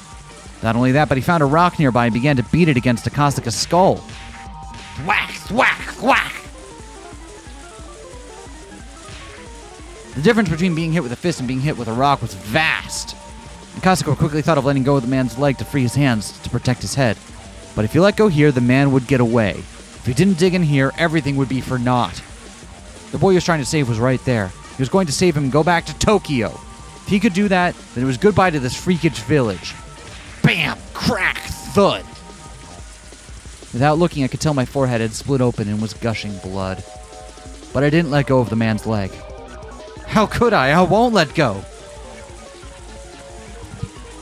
But the man realized that no matter how much he beat my head, he wasn't getting away. He used both his hands to grab my throat as if to crush my windpipe. Pulled my head back as a slight form of resistance, but it was no use. The man's hands enveloped my neck and began to crush it like a vise. It was less about the pain of not being able to breathe, so much as it was choking so hard I felt like I was going to throw up. It felt like my stomach was going to turn itself inside out. But I could only endure it. Damn it, damn it, damn it, damn it! My throat hurts! I won't let go, I can't let go! I didn't want to be here. I wanted to resolve this and go back to Tokyo. Go back to Tokyo, talk to Yukie all about our unborn child. We were going to talk about our bright future together. I had no intention of loosening my grip. However, it loosened just a bit and the man's leg came free. The man kicked as hard as possible and tumbled backwards. My head was spinning and I was unable to get up right away. No, I couldn't even put any strength into getting up in the first place. Even so, I couldn't back down. If I let him escape now, this chance would never come again. Even just catching their scent was nothing short of a miracle. If we weren't able to get the minister's grandson back here, there wouldn't be another chance. The man tried to drag the boy to his feet, but the kid was displaying some unexpected resistance, allowing me to get up unnoticed. Grasped the rock from the man had just beat me over the head with. And now it's my turn! Ah! The rock should be able to supplement what meager strength I had left, adding more than enough power to my attack. My fist still wrapped around the rock, dug into the side of the man's torso. Seems like it hurt him quite a bit. Ah! The man rolled around for a bit, clutching his side. Freed from the man's grip, the boy hid behind me. Toshiki Inukai-kun, right? I've come to help you. To the boy, those were the words he was waiting for the most, but the crisis was still not over. That's because even though he was still clutching at his side, the man had gotten up again and taken a fighting stance. I could see in the man's eyes the resentment at the pain I'd caused him, and the confidence that he could still beat me. If we were to clash head-on again, he might not even stop if my head were split open. Stop resisting and surrender quietly! You should just hand the boy over. Do you want me to snap your neck? Who would listen to you now? Reinforcements are already on their way. There's nowhere for you to run. The man acted adversely to the word reinforcements. That was because he now knew that arguing like this wasn't just a waste of time, but put him closer and closer to danger. Realizing that, the man shifted mental gears almost too quickly. Then let's finish this fast. How about this? What? The man pulled from his back pocket was, of all things, a gun. Of course I'm a police officer. It's not like I don't know what a gun is. But having one pointed at me was something I'd never experienced before. Was it real? Of course it was. There was no way it would be a replica in a situation like this. Put both your hands behind your head and lay down quietly. Don't get cocky, you villain. I won't do anything you say. You stupid idiot. Do you not know what this is without me shooting you with it? Then shoot. Reinforcements will hear the gunshot and head right over here. Are you stupid? We're in the middle of the forest, and on top of that, it's raining. They'll never hear a thing. As long as he still held that gun, no matter how much I yelled at him, I was at a distinct disadvantage. But I still had a fighting chance. If I were in his shoes, instead of wasting time yelling at each other like this, I would just shoot him and take the boy. That was the fastest, and that way was the fastest and would suppress any sort of further resistance from him. But the man was demanding my surrender without having fired a shot, meaning that he either didn't want to shoot or couldn't shoot. In other words, the man in front of me was soft. If I could buy even just a little more time, the factors that would lead to my victory were numerous. Oishi was probably on his way. The reinforcements we called for would be coming here should be already well on their way too. Not only that, they should have contacted the local police box. Without a doubt, somebody stationed in the village would be here much quicker than that. Damn it, do I have to put a bullet in you to understand how dangerous this thing is? There's no escape. Don't add to your crimes. At that moment, I heard the rustling of foliage and heavy footsteps approaching. If Oishi was coming here, it was a whole new ball game. The man couldn't have more than one gun. Oishi-san! Over here! Over here! Huh? I thought that time was on my side, but failed to even imagine that the enemy could also have reinforcements. I could tell the man who had just appeared was one of the perpetrators just by looking at him. What are you doing? If you don't hurry up, the police will get you. Stop lollygagging. Damn it, what happened to Oishi-san? The chubby fella, he's down for the count. He is? Damn it, damn it, damn it! The boy, sensitive to the impending danger, curled up behind my back. How could this be? Damn it! Your buddy isn't coming. Served you right. Shoes on the other foot now. As I backed up against a large tree while still protecting the boy, the second man also pulled out a gun. Won't be saying this twice. Put your hands on your head and lie down. I refuse. Bang! As I shouted in protest, blood erupted from my left shoulder. It took a few moments to register that I had been shot. Compared to the ones in movies and TV dramas, the first actual gunshot I heard was simple and mundane. In fact, the sound was more akin to small fireworks I used to buy from the corner store as a kid. But there was no comparing the pain. It was a fear you knew only after you'd been shot. Ah! Sir, are you okay? Are you okay? The boy in his confusion tugged at my clothes, agitating the wound even further. I wanted to put on a bold face and reassure him, but my voice was hoarse and had the opposite effect. I'm all right. I've already called for backup. There'll be a full squad here soon. Ugh! It'll be quicker to put one through your head before the cops get here. But the family said no needless killing, so I'm taking it easy on you. Don't mess with me or I ain't holding back. This was bad. It was very, very bad. The second man was a completely different beast than the first. He had no signs of indecisiveness or mercy. This man said he'd shoot, then he would shoot. It wasn't somebody a man like me could buy time from. I really hated to admit it, but at that moment, the image of Yukie's smiling face crossed the back of my mind. I knew what that meant. It was warning myself not to throw my life away over a matter of pride. Of course, I didn't want to die here. I was just starting a new life with Yukie, and I wanted to see the face of our soon-to-be-born child. Why would I risk my life for some minister's grandson when I was at such a critical juncture in my own life? Damn it, damn it! I need to stop rambling at myself. So what do I do now? Give up the boy and extend my own life? What a good idea. Everybody's life is precious, right? My own life was in danger. No one would blame me. Ugh, damn It hurts. It hurts. If I had known it would be this painful, I wouldn't have played the tough guy. My biggest miscalculation, though, was that the sound of the gunshot was far quieter than I had imagined. If it was only that loud, it would be drowned out by the rain in the forest. It wasn't something that somebody far away could hear. Damn it! Wait, just wait! I don't want to die! And I don't want to kill you, as long as you understand. Don't shoot, okay? Don't shoot! I have a wife waiting for me at home! I don't want to die! I won't shoot as long as you don't yell or nothing. Just quietly put your hands on your head and lie down. Will you really? Will you really? You'll keep your promise, right?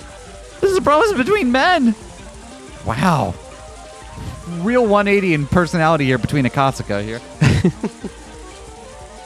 I will. It's a promise between men. Keep your promise. Keep it. I'm going to get down on the ground, okay? I'm getting down. I'll keep my promise, so stop pointing that gun at me. You're still thinking of shooting me, aren't you? You want to shoot me, don't you? When I get down on the ground, you're just going to shoot me in the back of the head, aren't you? I won't. Fine. I'll put it away. I'll put the gun away. It's a promise between men. There. No problem now, right?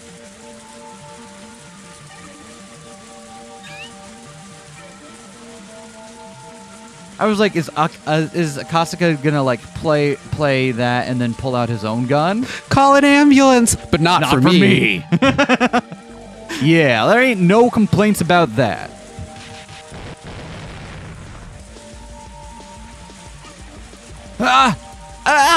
It was over in a flash. The moment he lowered his gun, Oishi didn't let his chance slip by. Oishi had been assessing the situation for quite some time from behind the two men. Since they had their guns trained on me, he didn't really have a chance to jump in. Seeing the look on Oishi's face indicating that he wanted me to create an opening, I took on that role completely. Okay. Sure. Is this what happened, or is this the story you two came up with afterwards? Oishi forcefully lifted the arm that was holding... I guess you can't fake a gun... You could fake a gunshot wound, but, like, why the fuck would you? Oishi forcefully lifted the arm that was holding the gun. He then took the gun from the man's hand in only an instant. The other man, who was a bit slow in grasping what was happening, pointed his gun at them, but with the silly grappling with Oishi, he couldn't pull the trigger. That man was the one wrestling with Oishi at the moment. He might have a shot without hesitation, but this man wouldn't shoot. He couldn't shoot. Oishi kicked the other man away, and while aiming the stolen gun with his left hand, pulled out his own. With guns akimbo, he was aiming at both men at the same time. Hell yeah, guns akimbo, baby.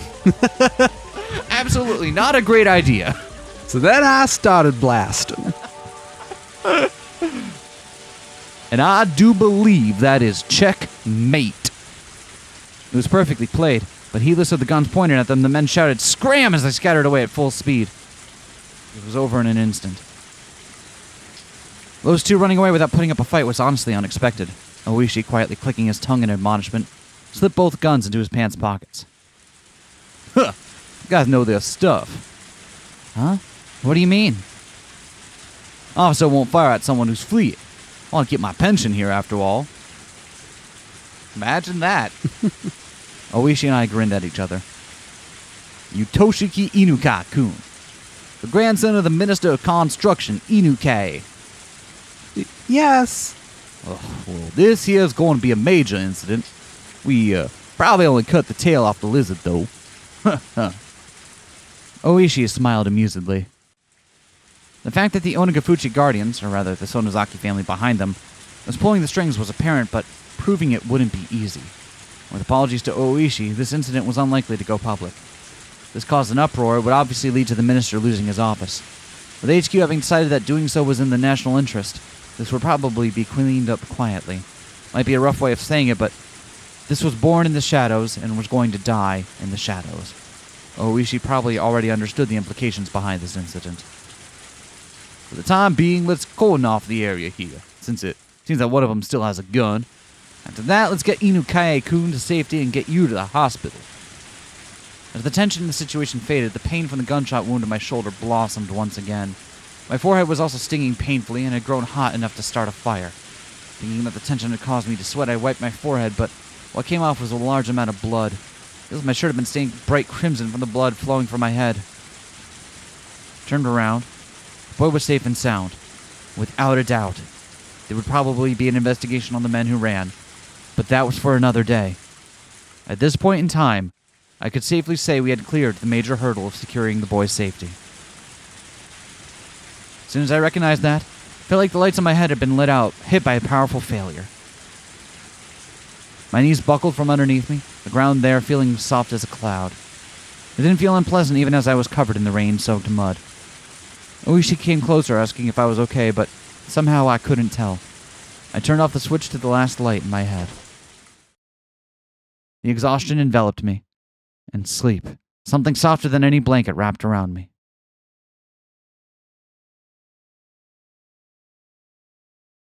If you do the chapter transition, if you do the chapter transition fadey thing right now, we won't be able to see it until.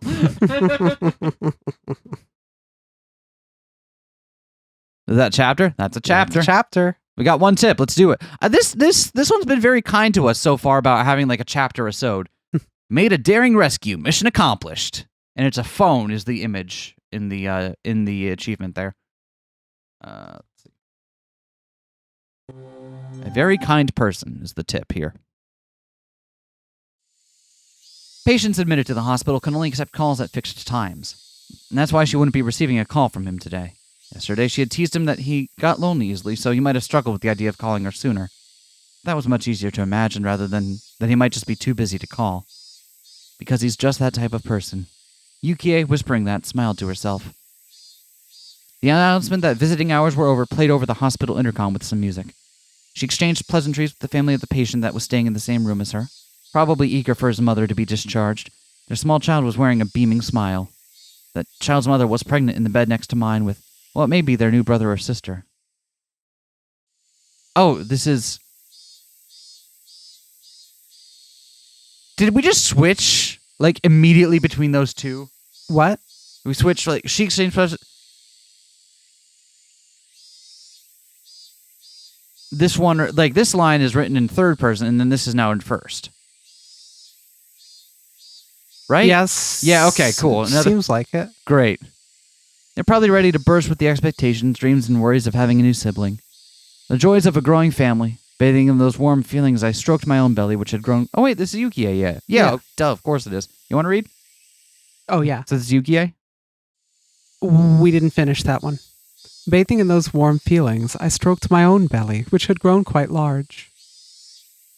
I had talked with him about how many children we wanted to have. We talked about how if we had 3, it would certainly be lively. However, there was the inescapable worry of whether I would be able to handle giving birth that many times. There isn't a mother out there who would hate to give birth because of that worry, though. Yukie, smiling as she said that, to herself, gently stroked her stomach. The Metropolitan Public Safety Division, the place where that man's sense of justice had led him, that person was actually a very gentle and fragile person. He didn't talk much about the specifics, but God damn it! He didn't talk much about the specifics, but I didn't think he was suited for the assignment he was on right now. But as long as he said he was going to try his best, I would watch over him warmly. Your father, you see, is a very hard worker, you know? Coochie coochie coo. You can just keep reading the whole thing, it's fine. Yukie seemed to be enjoying herself as she talked to her own belly. At that moment, Yukie suddenly became concerned about something and looked out the window. It used to be this time, long ago. She remembered that when she was little, around this time in the countryside where her grandmother lived, the Higurashi would fill the air with their chorus. This was the middle of Tokyo.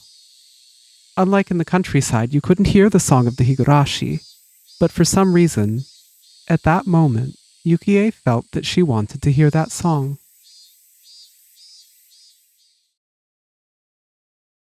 What a strange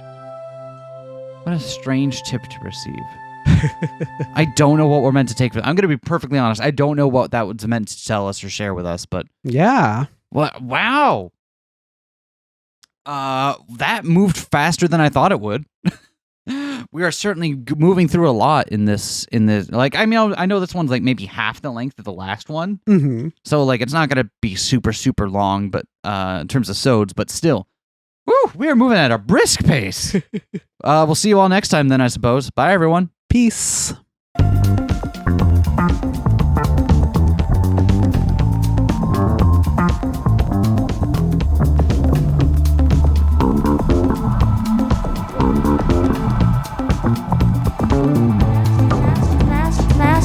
smash that like, comment and subscribe.